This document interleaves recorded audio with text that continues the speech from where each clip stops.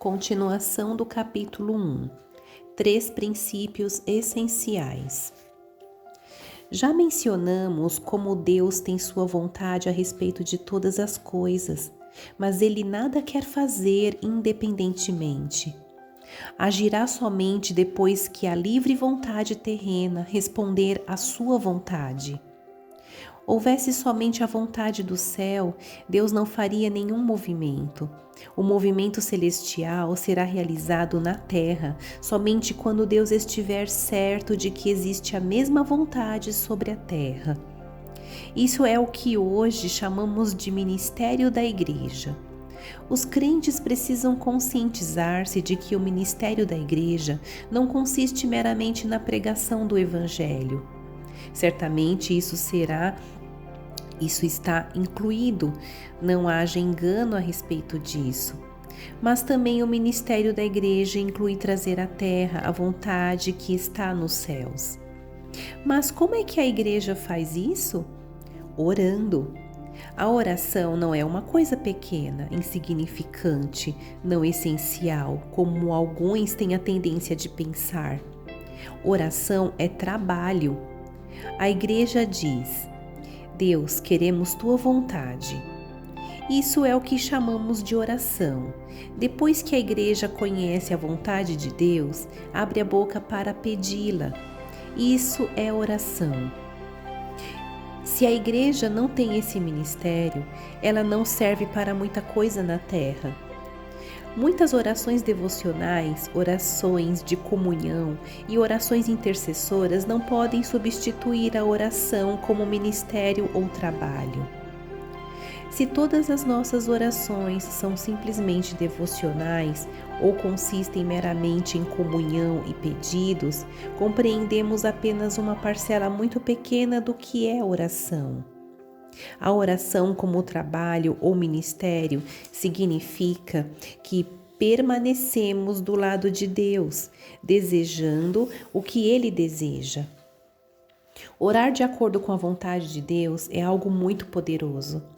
Para a igreja, orar significa descobrir a vontade de Deus e declará-la. Orar não é só pedir a Deus, é também fazer uma declaração.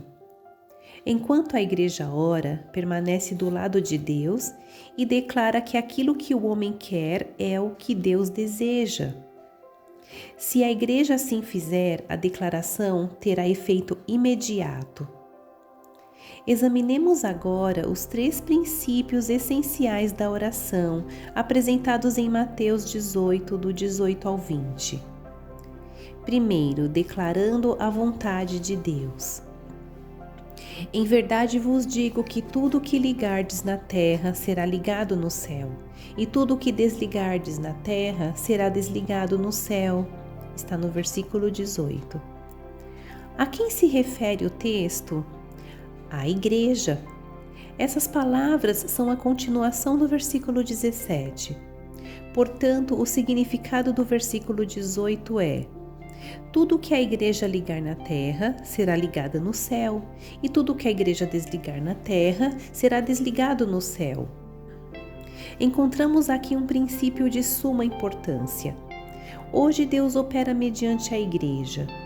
Ele não pode fazer nada do que deseja a menos que o realize por meio da igreja. Esse é um princípio bastante sério.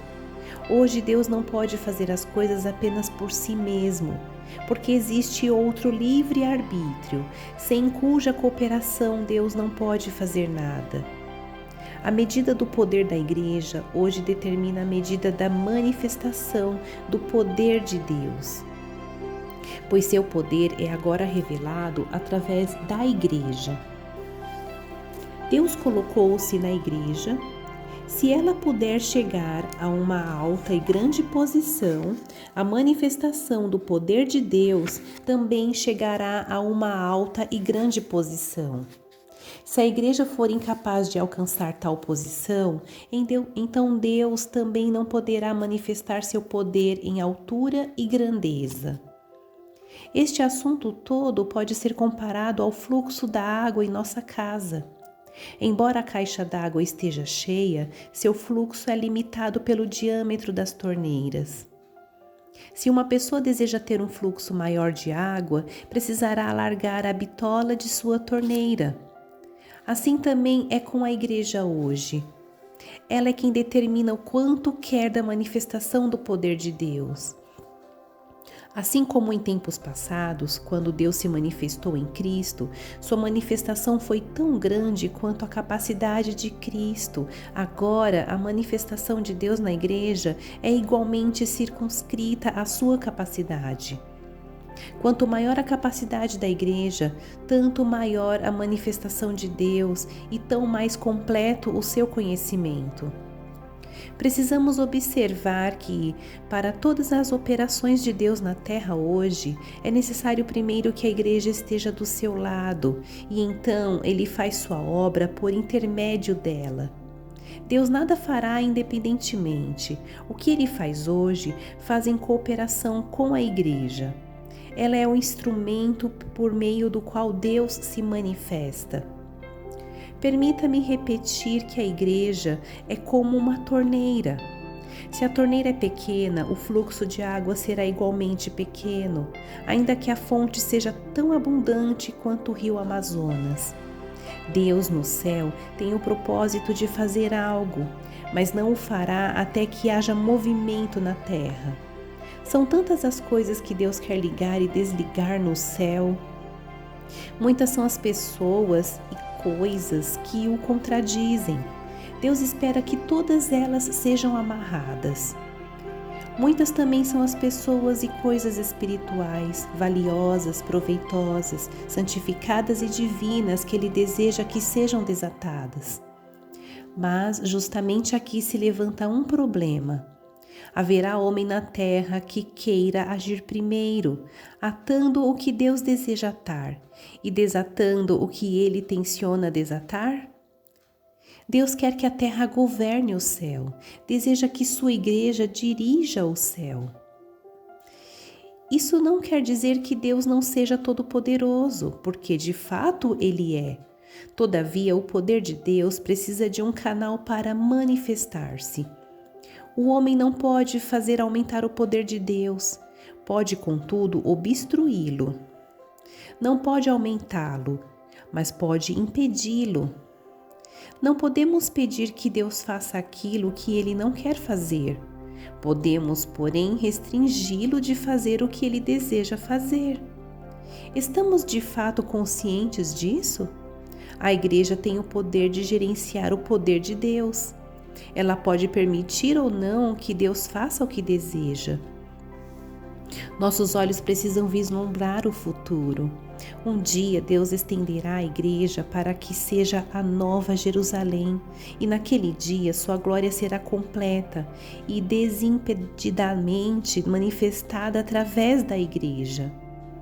Hoje Deus deseja que a igreja ate ou desate na terra antes de Ele atar ou desatar no céu. O céu não começará a fazer as coisas. O céu apenas seguirá a terra em sua obra. Deus não começará primeiro. Ele, em sua operação, somente segue a igreja. Se esse é o caso, que tremenda responsabilidade tem a igreja. Como indicamos anteriormente, o que Mateus 18, do 15 ao 17, relata é apenas um caso particular. O que se segue, entretanto, constitui um grande princípio. A situação é que um irmão pecou contra outro. Não reconhece, porém, que pecou, nem confessa sua falta. Ao recusar ouvir a igreja, será considerado como um gentio e cobrador de impostos. Ora, o irmão que pecou provavelmente retrucará: quem são vocês? Se vocês, a igreja, me considerarem como gentio e cobrador de impostos, não mais irei às reuniões. Se não puder ir às suas reuniões, haverá outras reuniões que poderei frequentar. Mas note aqui o que o Senhor Jesus diz. Em verdade vos digo que tudo o que ligardes na terra será ligado no céu, e tudo o que desligardes na terra será desligado no céu. Portanto, quando a igreja julga alguém como gentil, Deus no céu o julga da mesma forma. Quando a igreja considera um irmão ofensor como cobrador de impostos, Deus no céu também o considera assim. Em outras palavras, o que a igreja fizer na terra, Deus fará no céu. Temos aqui, portanto, tanto um caso particular como um princípio que o governa. Nosso Senhor está meramente citando o caso para provar o princípio geral de que tudo o que a igreja faz na terra, Deus o faz igualmente no céu. Esse princípio é aplicável não somente a esse caso específico, mas também a muitos outros. O incidente aqui apresentado serve apenas de exemplo. A igreja é o vaso escolhido de Deus, no qual ele deposita a sua vontade, de modo que a igreja possa declará-la na terra. Se a terra quer, o céu também quer. Se a igreja deseja, Deus também deseja. Por essa razão, se Deus encontrar dificuldade na igreja, o que pretende realizar no céu não será realizado na terra. Muitos cristãos carregam pesados fardos desde o amanhecer até o anoitecer. Estão sobrecarregados porque não oram. Quando uma torneira é aberta, a água corre, mas é impossível sair água de uma torneira fechada. Agora pense por um momento. O que é maior, a pressão gerada em soltar a água ou em retê-la? Todos sabemos que quando a água é liberada, a pressão diminui, ao passo que, ao ser bloqueada, a pressão aumenta. Da mesma forma, quando a igreja ora, é como abrir a torneira. Quanto mais tempo está aberta, menor se torna a pressão. Pela mesma razão, se a igreja não ora, é como obstruir a torneira. A pressão aumentará gradativamente. Sempre que Deus deseja fazer alguma coisa, coloca um fardo sobre um irmão, uma irmã ou sobre toda a igreja. Quanto mais a igreja orar cumprindo seu ministério, mais leve se tornará seu fardo. Cada oração aliviará um pouco seu fardo. Depois de orar 10 ou 20 vezes, seu fardo interior será grandemente diminuído. Mas se a igreja falhar em orar, sentirá um grande peso e será sufocada. Assim, sempre que nos sentirmos com um peso sobre os ombros e sufocados internamente, fique bem claro que o motivo não é outro senão que não estamos cumprindo nosso ministério diante de Deus. Se o fardo dele está sobre nós, oremos por meia hora ou uma hora e encontraremos alívio de novo, porque a pressão foi grandemente diminuída. Qual é então o ministério de oração da igreja? É Deus dizendo à igreja o que ele deseja fazer, de modo que a igreja possa orar na terra, expressando a vontade dele. Essa oração não é para pedir que Deus faça o que nós queremos, mas o que ele deseja fazer. Que tomemos consciência de que a igreja deve declarar na terra a vontade de Deus no céu. A igreja precisa declarar na terra que deseja a vontade de Deus. Se falhar nisso, será de pouca serventia para Deus. Ainda que haja bem em outros ministérios, será de pouca utilidade para Deus se for deficiente nesse. O mais alto propósito da igreja é permitir que a vontade de Deus seja feita na terra.